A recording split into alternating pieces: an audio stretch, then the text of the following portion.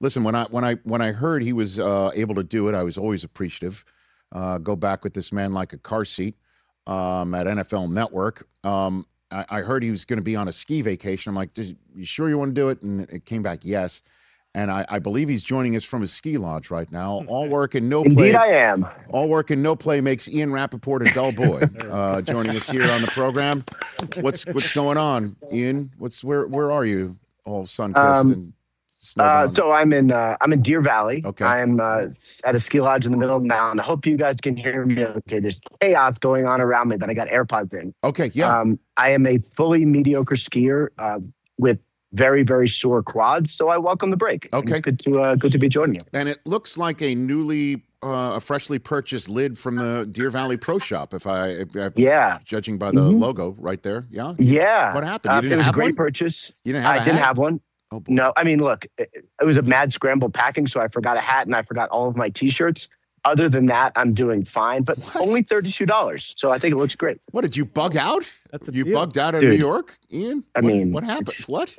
There was a lot going on the last 4 weeks. I'm just happy I'm happy I made it. I'm just happy I made it. Okay. And so you're a mediocre skier. So what are we, one single black diamond? What are we? Are we a green square? Where are we, Ian? What do we got? No. We're, I would say, blue to double blue. Oh, okay. This trip, I decided to figure out how to actually ski, so we got an instructor for my wife and I. Okay. So maybe by the end of this, I'll be better than mediocre, but we'll see. Okay, Ian Rapoport, breaking skiing news, everybody right here on the program. Okay, so let's just jump into it here, if you don't mind, in the few minutes that I have you there from your ski lodge and your ski vacation. What is up with Maxx Crosby? Is there anything up with him, Ian? Is there any smoke there? Because he makes it seem like, I don't want to be bothered by any of this, but it seems like there's a reason to bother. Ian, no? Yeah, there is reason to bother. This is definitely not nothing. I just don't know what it is yet. And the reason why is look, there'll be plenty of times when you see smoke around a player and you get to March 10th, 11th, 12th, and then, okay, now we learn why this player gets traded. I don't know if that's going to be the case with Maxx Crosby. This is as complicated a situation as I can remember. I'll go through the reasons why. Okay. One, I heard you talking in the previous segment about the way his season ended. Yes, that had an effect on him. He wanted to play. It turns out he had a significant knee injury, but he wanted to play and was upset that he didn't get to finish on the field with his teammates. Okay, so that, and for the Raiders, they got the number 1 pick. So whatever took them there, you can argue it was worth it. But he was upset. Then he has surgery, and it's not a trim, it's a repair. Now it's a pretty good, I don't want to say minor, but not as major a repair as it could have been. So you're talking about Maxx Crosby's knee, Ian Rapoport, Maxx Crosby's knee. So it was a meniscus repair. Mm-hmm. And that's usually months, not weeks. So I don't think he'd be cleared to get traded in March anyway, unless somebody wanted to take a leap of faith. So you're probably looking at more the draft or, around August for a possible trade. And then they promoted his position coach to defensive coordinator, to which one person very involved in this situation said to me, the plot thickens. So it's very, very complicated as far as where this goes. So does that mean that whatever happened last year wasn't Pete Carroll related? That whoever ordered the code red for him to sit down is still there, essentially, Ian? Is that because one would think a change of regime might have automatically taken care of whatever he was pissed about. So I guess we can sort of connect dots. No? Yeah, I mean, it was an organizational decision and also a medical one because he did have a major injury. And I think that's what's tough. And this is sort of the reason that players are not always great sources on their own injuries. Everybody wants to play. Everybody wants to play. So I understand why he wanted to be out there. Here would be my thing. He has been as loyal a soldier as you could ever imagine. He has been a great Raider at a time where there's not been a lot great. I've always wondered over the past month or 2 months, does the organization say, you know what? We are going to do right by you and send you to a real contender and rebuild with the draft picks. That is an option. I just don't know at the end what they end up doing. I just know, for him, yes, you could say things will be better, but he's heard that, to be fair, probably 5 times. Okay. So what do we look for? You think if anything happens, we're talking about August, or could this be a similar situation as Myles Garrett? And they sprinkle a little bit more Davis dollars on top, and this thing goes away. Ian, money solves a lot of things. I am not naive. Okay, Right. if when in doubt, money, generally money. He's got two raises the last 2 years, right? and I really feel like he just wants to win. So look, if they give him a big bag, people like money, so my guess is that would probably help. But I really just think he wants to be part of something that is meaningful and headed in the right direction to play like good football in December and January. Okay, and what do you think the Raiders do at 1 overall? Is it Fernando Mendoza coming in? You connect him to the new coach and Clint Kubiak, and off they go. And that might be something that could be sold with Bowers and Genty and a draft and free agency. And suddenly this is a fixable situation in that regard.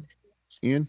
That's the argument. I mean, that is absolutely the argument, right? It's draft Fernando Mendoza, which I do believe will happen. We're going to get a closer look. It's such a great picture. Yes, right? I love the kid. That is him. Like all emotion and energy, a little awkward, but all emotion. That is a great picture. You can sell it like you just did. They got great weapons. I think the offensive line was coached horrendously last year. They're going to play better because they'll be better coached. If you were to say to me, like, what's their offseason look like? I would think it looks like the Commanders' offseason from 2 years ago, where they spend in free agency, but it's a lot of like mid-level guys to make up for some bad drafts. So like just fill the roster with pretty good players. And like here's the real problem. And again, like you kind of just said it. We've seen teams turn around so quickly. Like every year there's a couple worst to first. So like if you're the Raiders, like this is what they're thinking, right? Right. Ian Rapoport here on the Rich Eisen Show. So if you were in a quieter place and we were then not saying any words here and we could all hear a pin drop, would we be hearing the sound of Fernando Mendoza's agent telling him not to throw in a couple of Saturdays, leaving us at NFL Network all bummed? Or what are you hearing on that front with the so combine? Biased. Ian, of course we're biased. I want everyone to throw. I know you want everyone to throw. Right. My guess is he doesn't. I feel like he sort of has insinuated that he might not. I never quite know if it matters if a guy throws or not. I hope he does, but my guess is because he has nothing to gain and only things to lose, that he probably doesn't throw. But look, he's going to do the interview. He's going to talk to, we'll see how many teams he ends up talking to. It might be just one. But I think we're going to get a better sense of him over the next week or so. All right, a few minutes left here with Ian Rapoport, kind enough to get off the Deer Valley slopes to join us here. What are the Dolphins up to, Ian? Yesterday was an interesting day because it was what we all expected. I mean, I think everyone knew Tyreek Hill would be released. Obviously, Bradley Chubb, we knew he was going to be released. A bigger question for Tyreek is just like, when does he play again? Like, that is as bad of a significant injury as you could get. Like, is he able to play by midseason? Hopefully. I think that's realistic, but we don't know. Mm-hmm. So I think that one made sense. It does feel like a full reset for Miami. Like, even Tua himself has said a fresh start would make sense. That seems to be the direction they're going. Now, I don't know what form it's going to take. Like, can they trade him? I know they would like to.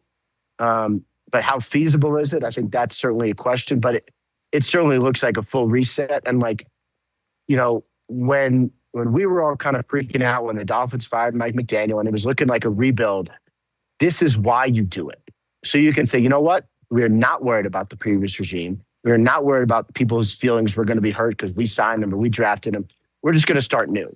And I liked the hires they made. I think John Eric Sullivan has been, a GM in the making for several years. I think, the personnel staff that he is creating is going to be really good. I think Hafley's going to be really good. They just need to start new. So my guess is that is with a new quarterback. And the only thing that's weird for me here is Quinn Ewers may be good. And what we saw last year was pretty promising. So I'm really curious what the internal evaluation of him is going to be, because they may say, like, they're going to add a veteran anyway, but they may say, like, okay, we think we got one and we'd like to have him go play.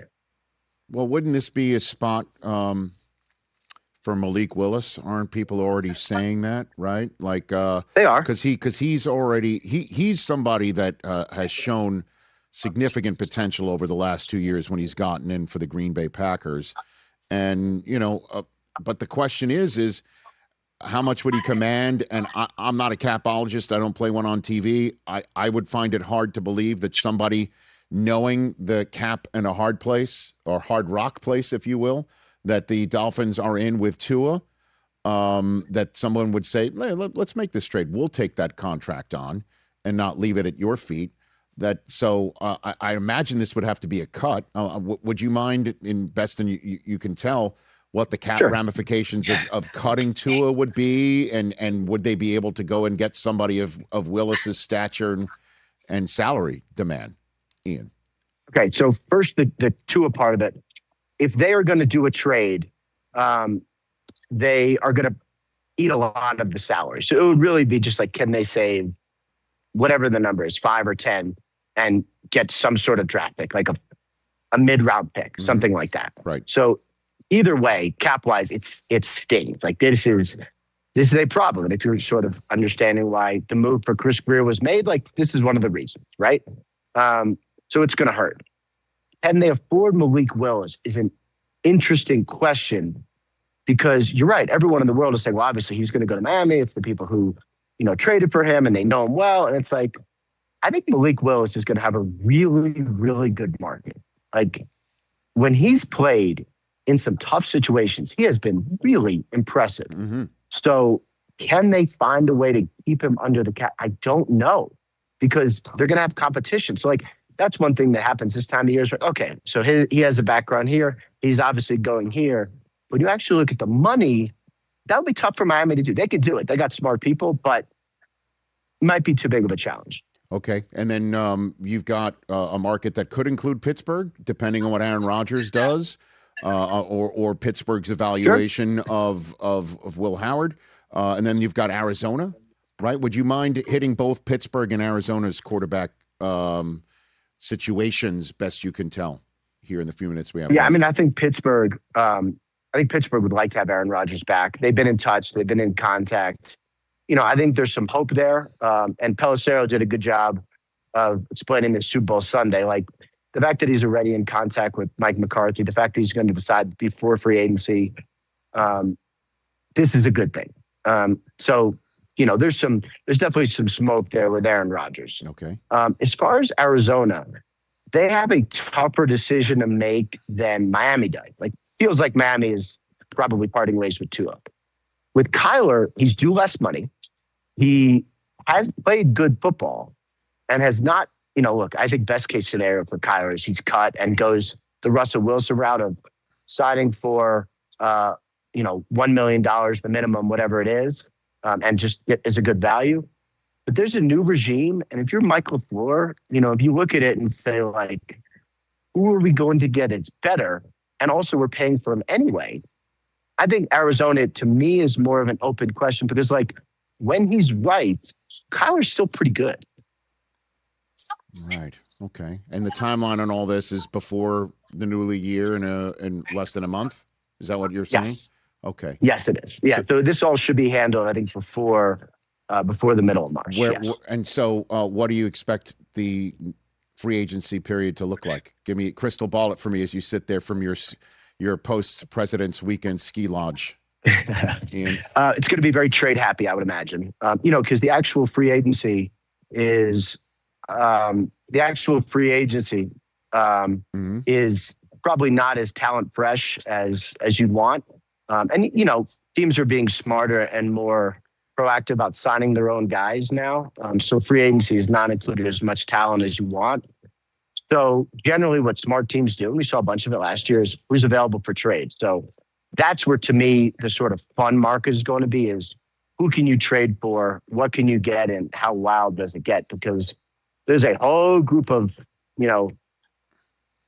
risk-happy GMs that will make trades and go, you know what, we will live with the results. And it could be a little wacky for us, but I think it'll be fun too. And then the question is, the last one for you before I let you go, is the franchise tag situation and who's going to be allowed to be free and not. That it also includes, one of the best receivers that came out of Pittsburgh, right? And Pickens, and then there's the Super Bowl MVP and Kenneth Walker III, who apparently used the parade podium to counsel the general manager on the bag. What do you got for me on that front, Ian? So Ken Walker, there's a couple running backs who are up. Ken Walker and Breece Hall. I'd be a little surprised if they got tagged. Transition tag is interesting, though, because it's a couple $1 million less and it lets an agent go out and shop. I'm not saying that's happening, but would be certainly an interesting option, I think, for both those guys. The Pickens one stands out to me. Cowboys made an incredible trade last year, one of the best trades that you're getting him. Mm-hmm. If they, do they do a long-term deal with him with David Mulgeta, the agent? Interesting. Possible. But I know a lot of teams are interested. I know they'll have some trade options.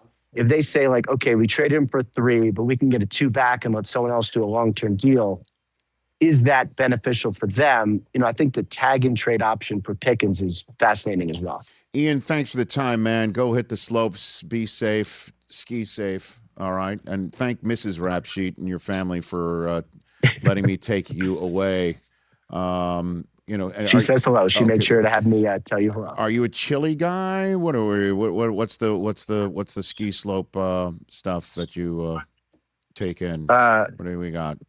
Are you there now? You want the gear? Yeah, sure. No. What do you got? Like chili, like food. You got? Yeah. Okay. A lot of chili. Okay. I would say some rice bowls. Very good. It's a vacation, so you can eat whatever you want. So pizza, it's all good. I love it. We got good food here, so Ian, I'll be doing well. You the man. Well, I'll see you in Indianapolis. Take care, bud. Thanks. Awesome. For the time. Look forward to it. Thanks, Rich. That's the co-host of the Insiders, Rap Sheet. Right here goes.